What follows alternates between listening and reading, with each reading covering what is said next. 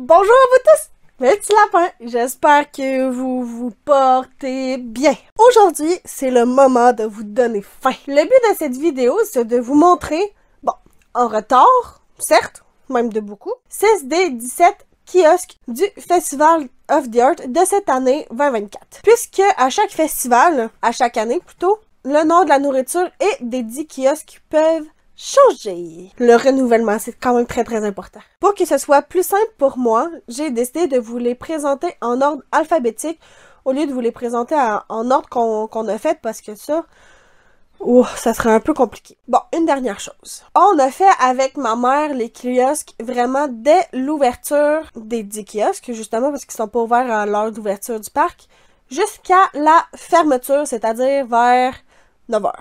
En fait, je pense que c'est 9h, vraiment 9h. Et bien évidemment, on les a pas fait en ordre alphabétique. Alors, vous allez voir dans la vidéo, un kiosque, c'est le jour, un kiosque, c'est la nuit, et vice-versa. Cette vidéo, c'est la première de 3.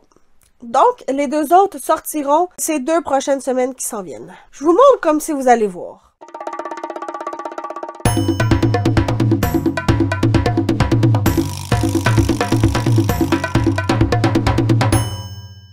Sans plus attendre, le premier de la liste se situe au pavillon des États-Unis. Comment bien commencer la vidéo? J'ai pas fait exprès, ça a vraiment donné comme ça. Le nom, dans le fond, c'est le... Bon, le de, je l'ai pas compté dans l'ordre alphabétique, mais c'est le The Artist Table. Bon, dans ce kiosque, nous avons pris seulement les 2 items salés qui étaient disponibles. Excusez, je me suis trompée dans mes notes. Non, on a pris un item salé puis un item sucré. Parce que les breuvages nous intéressaient tout simplement pas.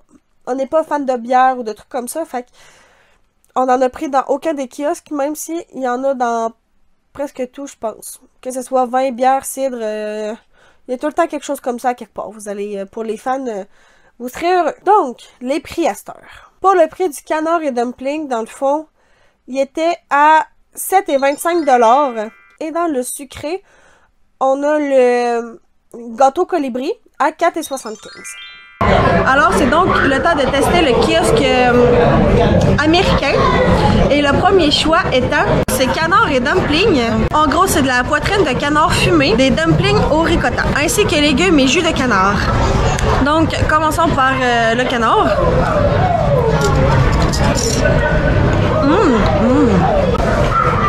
Donc, le canard, il n'est absolument aucunement sèche. Il est très juteux, bien assaisonné.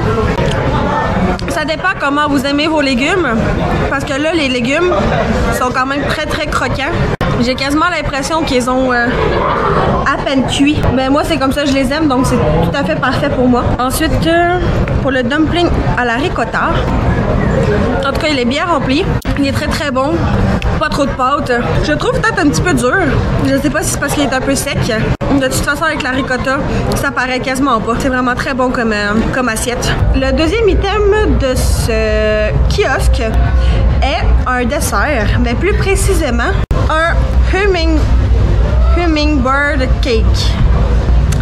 Précisément, c'est un gâteau banane et pacane enrobé d'un glaçage au fromage à la crème avec sauce au caramel et compote d'ananas. Donc, ça ressemble à peu près à ceci, une fois coupé. Bon, ben, goûtons. Par contre, encore une fois, c'est excessivement sucré. Je goûte pas vraiment, ben, les pacanes peut-être un peu, mais je goûte pas vraiment la banane. Je trouve que ça goûte peut-être un petit peu plus comme la cannelle. Ouais, ça ressemble quasiment à un gâteau aux épices. Les ananas rajoutent une petite touche de fraîcheur. Les ananas rajoutent une petite touche de fraîcheur dans le dessert.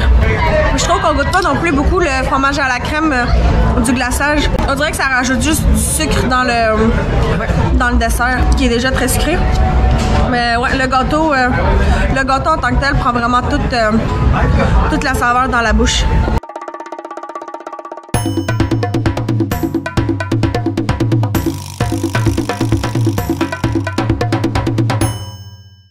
Malheureusement, de mémoire, j'ai filmé justement la façade des menus de ce kiosque. Je l'ai dit dans les roches que je l'ai filmé, mais je retrouve plus les roches. Donc, J'ai dû les trouver sur Internet. Mais de toute façon, je vous mets la référence.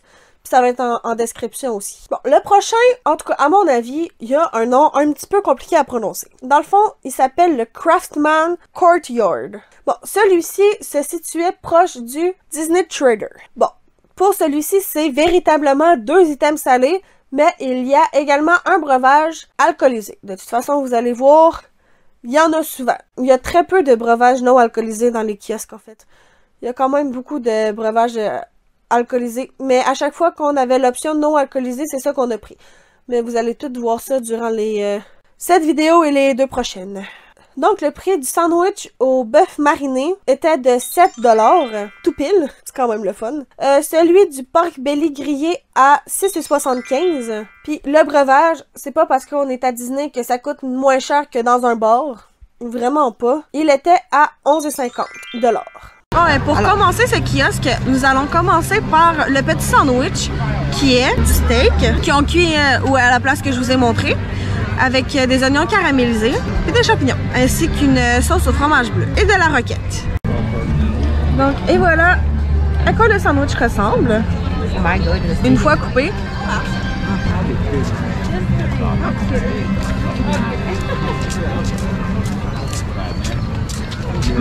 Le steak, il est vraiment excellent. C'est pas mon préféré, mais la viande qui est à l'intérieur est vraiment très très bonne. Au final, avec l'oignon caramélisé, ça fait un bon mélange. Mais à mon avis, je trouve qu'il goûte un petit peu trop le fromage bleu.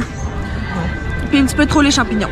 Et donc, pour le deuxième item, dans le fond, c'est du pork belly grillé avec une salsa verte, brocoli, avec des piments et du fromage à raclette sur le dessus, sur un toast. Et donc, voici à quoi il ressemble une fois coupé de plus proche. C'est servi avec des piments de jalapeno. Donc, c'est sûr que c'est un peu épicé, mais nous on les a enlevés.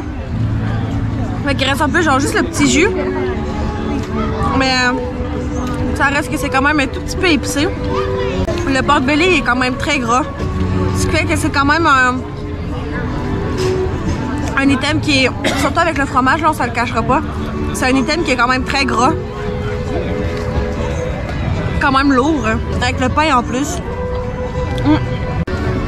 La seule chose qui rajoute une petite touche... La seule chose qui rajoute une petite touche de douceur à l'item, c'est vraiment un peu la salsa verte. Mais vraiment... C'est pas mon pire. C'est la chose, je pense que c'est juste du bas. Ouais, moi aussi, j'avais un bon morceau. On a enlevé beaucoup du stock, hein? Bon. Mais c'est sûr que si vous venez et il fait excessivement chaud, c'est peut-être un peu intense de prendre... d'aller dans ce kiosque-là en général. Il n'y en a pas un des deux que j'ai trouvé bon. Bon, c'est acceptable. Il n'y en a aucun des deux qui était exceptionnel. Par contre, peut-être que le breuvage va changer la donne. Parce que dans le fond, c'est un cocktail old fashion au café. Il goûte pas vraiment le café. Il goûte surtout l'alcool. Il y a peut-être un petit arrière-goût en arrière de café, mais c'est tout. Bon, comme vous l'avez certainement compris durant la vidéo, parce que je pense qu'on le dit vraiment ouvertement et clairement, ce n'est malheureusement vraiment pas notre kiosque préféré, mais absolument pas. Je crois que c'est vraiment lui qu'on a le moins aimé de tous. Vraiment, toute vidéo confondue, toute kiosque confondue, c'est vraiment lui qu'on a aimé le moins. Mais bon, rien vous empêche d'aller l'essayer, hein. C'est juste notre avis à nous, on est juste 2 personnes à travers le monde, puis on a tous des goûts différents. Je sais que j'ai vu sur internet que pour eux autres, c'était un de leurs kiosques préférés, donc si vous passez un bon moment, je vous invite à vous abonner et d'activer la cloche des notifications pour ne manquer aucune de mes futures publications, mais ainsi qu'à liker la vidéo. Cela me ferait mais tellement plaisir, je pense que vous vous en rendez même pas compte. Et ça me soutiendrait grandement dans mon travail.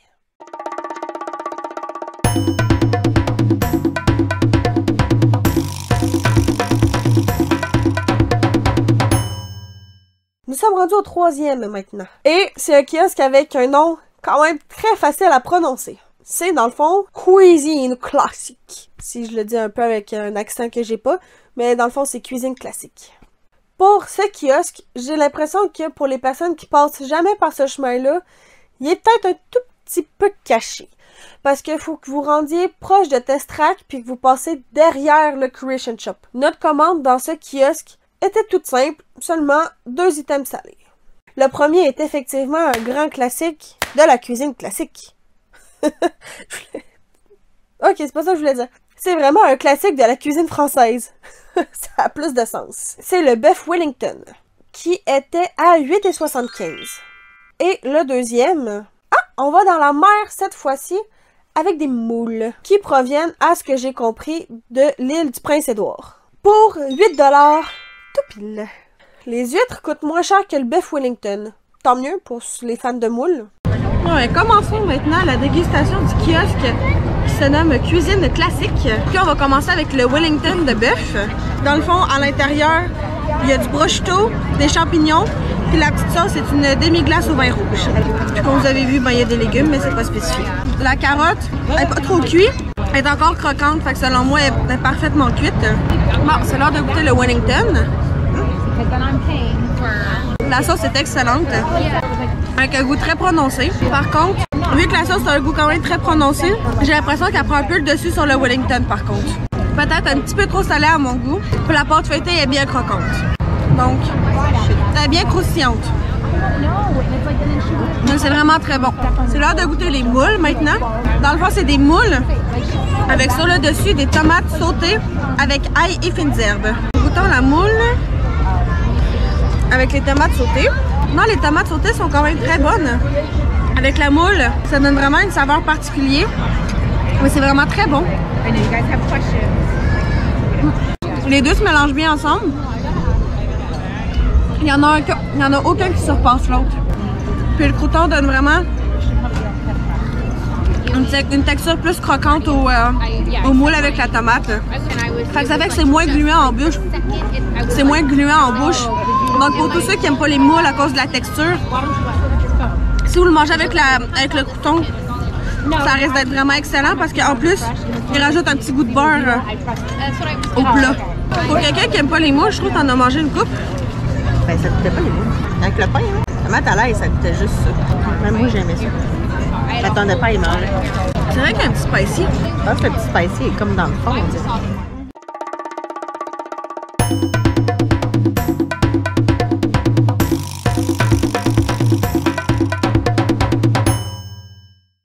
On est rendu au 4e kiosque.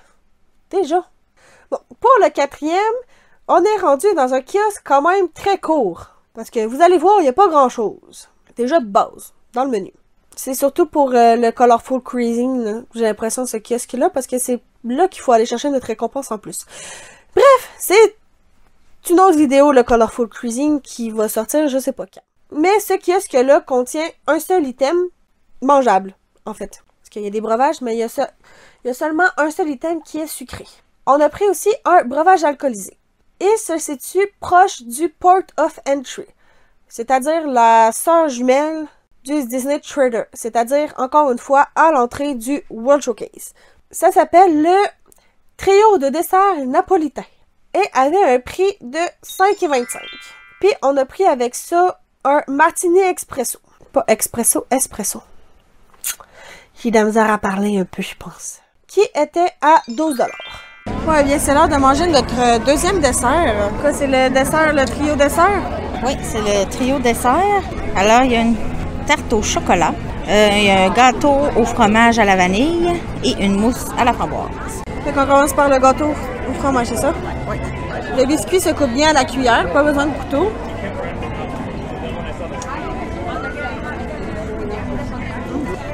Le biscuit est assez mou. Ça donne pas de consistance croquante au dessert. Mais à mon avis, le goût de vanille est absolument pas présent. J'ai l'impression de juste goûter le fromage. Classique gâteau au fromage. Alors la mousse aux fraises maintenant. Encore une fois, ça découpe très bien à la cuillère.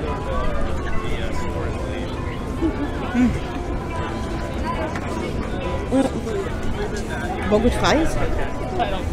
Encore une fois, le petit biscuit en dessous est quand même très mou. Donc ça non plus, ça n'ajoute pas de croquant. Pas trop sucré. Maintenant, la tarte au chocolat. Déjà plus difficilement à couper juste à la cuillère. Oups. Je perds tout, là.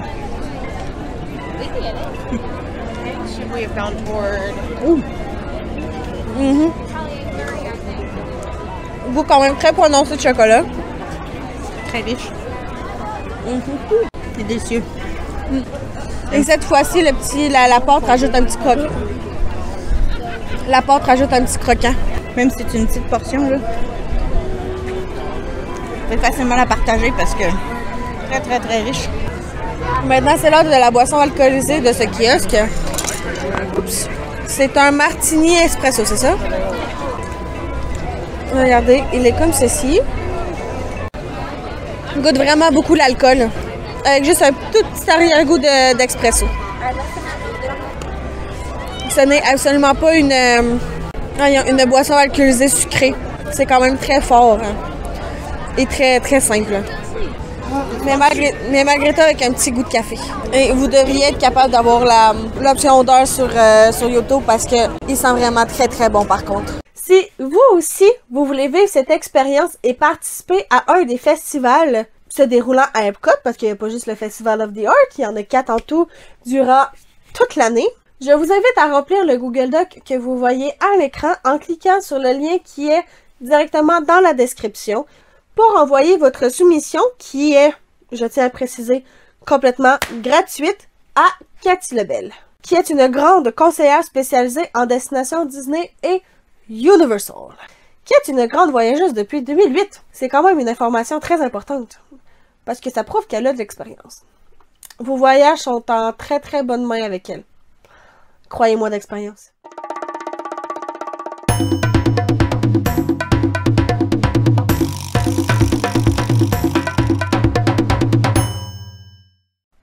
Ouh, on est déjà rendu à l'avant-dernier kiosque. Je vous présente le Deconstructed Dish. Ça marche pas. Deconstructed Dish? Pas sûr de savoir comment le dire, mais c'est dur à dire. Durant le voyage, j'ai eu quelques difficultés avec que ça soit mes caméras ou mes micros. Donc, des fois ça marchait, des fois ça marchait pas. Et là, c'est un moment où que ça ne marchait pas. Je me suis filmée, mais il n'y a aucun son. Donc, je vais faire de mon mieux pour vous présenter le kiosque. Ce kiosque, dans le fond, se situe juste en face. C'est peut-être un peu exagéré, mais vraiment très très proche de Test Track. Et ce kiosque est parfait pour avoir tout à un seul endroit, puisqu'il y a un item salé, un item sucré et un breuvage. Et vous savez la meilleure? Ce breuvage n'est pas alcoolisé! De mémoire, oui, vous avez la possibilité de mettre de l'alcool dedans, mais vous avez aussi la possibilité de ne pas le prendre alcoolisé. Ce qui est une bonne nouvelle parce qu'en plus, ça coûte beaucoup moins cher. Vous pouvez rajouter du bourbon si vous voulez dedans, mais vous n'êtes pas obligé. Donc, pour tous les enfants, c'est parfait comme kiosque. Parce qu'en plus de mémoire, c'était quand même très très bon. Vous allez voir, le nom du kiosque n'est pas là par hasard. Parce que oui, tout est déconstruit. Le plat salé, c'est un BLT déconstruit qui coûtait 7,25 $. En gros, c'est du pork belly avec un pain aux oignons, un espuma de cresson et pour finir, une genre de petite confiture aux tomates. Ensuite, pour le plat sucré, c'est une tarte à la lime déconstruite pour un prix de 6,50 $. Alors, ça, c'est la mousse à la lime, un gâteau au sucrane, des meringues. Et ça, ici, on mentionne le curd, encore une fois, à la lime, juste ici. Ça ressemble comme à une espèce de gelée à la lime. Et pour finir, je suis complètement nulle en nom de cocktail. Alors, je vais essayer quelque chose. Donc, je vais dire que c'est un julep à la fraise et à la menthe. Je sais pas si ça a du sens. Ça va être ça. Vous allez voir, sans alcool, ça coûte beaucoup moins cher. Mais ça, je pense que je l'avais dit. Mais je suis plus sûre. Je suis désolée si je me répète. J'ai un défi à vous poser. Je pense à ça. Combien vous pensez de dollars il y a de différence entre un breuvage sans alcool et un breuvage avec alcool? Juste pour voir à quel point ils rajoutent beaucoup de zéros derrière les breuvages avec alcool, juste parce qu'il y a de l'alcool dedans. Je sais pas si Ça coûte cher l'alcool, mais à ce point-là, je sais pas. Mais moi, ça me sidère, honnêtement, là. Et quand j'ai fait la comparaison pour la vidéo, je vais finir par arriver à le dire, ça m'a vraiment surprise. Je vais vous dire, en fait, tout simplement, même si j'espère que vous avez participé en commentaire, c'est un peu ça le but. Sans alcool, dans le fond, c'est 4,50 et avec alcool, c'est 12. C'est comme 3 fois plus cher juste parce qu'il y a de l'alcool. C'est fou, il y a genre 8 pièces de différence. Dites-moi qu'est-ce que vous en pensez en commentaire, je suis quand même curieuse de savoir. Ça commence à être un petit peu loin dans ma tête parce qu'on l'a quand même filmé précisément le 13 janvier. Mais de mémoire, tout était très bon dans ce kiosque. J'ai vraiment un très très bon souvenir de ce que j'ai mangé à ce kiosque-là. Mais ce qui m'a le plus marqué, c'est le breuvage. Déjà de base, je suis une très grande fan de menthe. Et c'est peut-être pour ça aussi. C'est peut-être pas objectif. Puis la fraise en plus, c'est toujours bon. Donc, le mélange de fraises et de menthe, c'est une très grande découverte pour moi. Vraiment. Les deux se marient, mais oh! Tellement bien!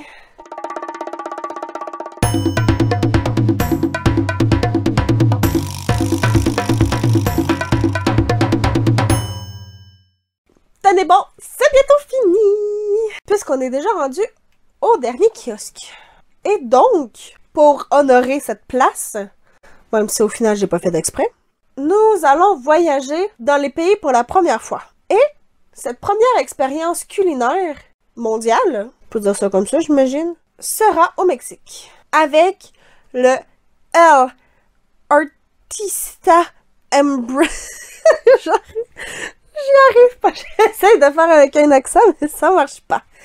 C'est le El Artista Embrianto. C'est 2 items salés et un breuvage alcoolisé. Donc, pour la somme de 10,50, vous allez pouvoir avoir la carne asada, qui veut dire en fait viande rôtie. Ensuite, bon, pour lui aussi, il faut qu'on aille à la mer, avec les tortillas à la langouste. Mais dans ma tête, j'ai dit crabe dans la vidéo, mais je pense que c'est vraiment précisé à la langouste. Mais je suis plus sûre entre les deux. Et pour le breuvage, c'est une margarita à la banane fumée, qui se nomme en fait tout simplement le Smoky Banana Bliss Margarita, pour la modique somme de 15,50. Ouais, on se retrouve dans l'Odyssée de Figment pour faire la review du Mexique, parce que dehors il pleut. Donc on s'est réfugié en dedans pour faire la review. Mais bon, c'est pas plus grave que ça, la nourriture va goûter pareil.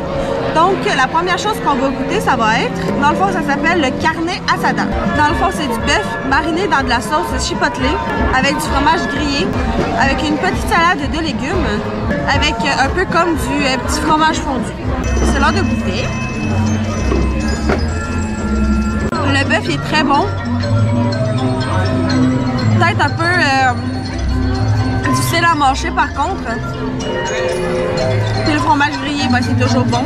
La petite sauce aussi, ben, je l'ai pas vraiment goûté, ça a surtout goûté le fromage grillé puis le bœuf. Mais en tout cas, ma bouchée était excellente. C'est très simple, très classique, mais ça fait la job parce que je trouve ça quand même très bon. Donc maintenant, la deuxième chose, le deuxième item, c'est une tostada.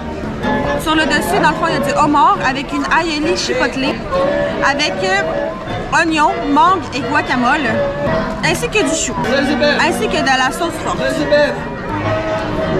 Donc, on va goûter à ceci.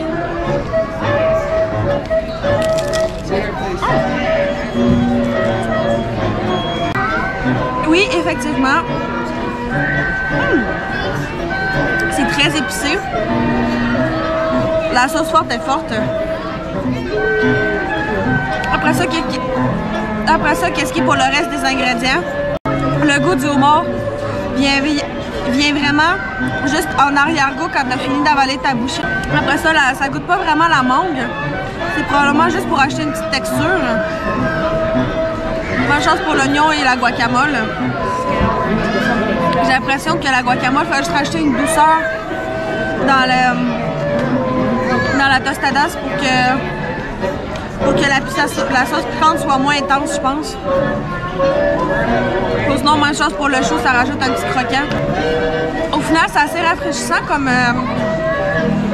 item. Quand il fait chaud et que vous voulez pas manger quelque chose de lourd, honnêtement, c'est parfait. Donc, le breuvage de ce kiosque, c'est une margarita à la banane.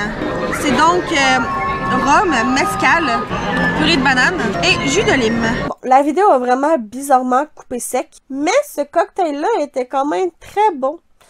Je peux pas dire ça à toutes, mais celui-là, il me semble qu'il passait quand même très bien. Par contre, il faut quand même aimer la banane. C'est quand même la base. Quand tu prends un cocktail avec le nom de banane dedans. Et de mémoire, ça goûtait pas nécessairement, tu sais, le petit goût d'alcool que tu sens. Il me semble que ça goûtait pas vraiment ça, que c'est la banane qui surpassait ce goût-là. Mais, encore là, c'est vraiment de mémoire. La vidéo est maintenant terminée, mes petits lapins, et j'espère qu'elle vous a plu. Et, bien évidemment, merci de l'avoir regardé jusqu'au bout. J'espère sincèrement qu'elle vous a plu. Et je compte sur votre participation parce que j'aimerais sincèrement savoir en commentaire. Bon, bien évidemment, si vous avez aimé la vidéo, mais également, qu'est-ce que vous avez aimé, puis qu'est-ce que vous avez le moins aimé, parce que c'est bien évidemment, malheureusement, avec le négatif qu'on apprend le plus, ce qui pourrait m'aider grandement. Vraiment, là, ça m'aiderait vraiment beaucoup à m'améliorer dans mes vidéos. Ne vous inquiétez pas, je vais vous écouter si vous participez. Et si vous voulez me soutenir, je vous invite grandement à vous abonner et d'activer la cloche des notifications pour ne manquer aucune de mes futures publications, mais également à liker la vidéo. Ça me ferait extrêmement plaisir. J'ai encore une ou deux petites infos à vous donner. Tous les prix que vous voyez sur les panneaux de menu, si je peux dire ça comme ça, et les prix que je vous ai dit à l'oral, n'ont aucune taxe. Je sais pas si c'est parce qu'il y a une marque d'avance ou que ça ne s'applique pas, mais si ça coûte 7$, c'est 7$. Et comme je l'ai dit dans l'intro, si je me souviens bien, les kiosques ne sont pas ouverts dès l'ouverture du parc à 9h. Vraiment, de mémoire, ça l'ouvre à 11h en même temps que le World Showcase. Et bien, ça ferme à 9h en même temps que la fermeture du parc. Si vous voulez manger dans les kiosques pour les feux d'artifice, faut vous prévoir un peu d'avance. Si vous avez n'importe quelle question sur les kiosques du Festival of the Art de cette année, posez-moi-les en commentaire, ça va me faire un plaisir d'y répondre. Et surtout, n'oubliez pas pour réserver votre futur voyage, que ce soit à Disney, Disney Cruise Line ou Universal, j'ai mis tous les moyens de contacter Cathy Lebel, la conseillère spécialisée en destination Disney et Universal, dans la barre d'infos en même temps que le Google Doc. Tout est à la même place, dans la même petite section de description.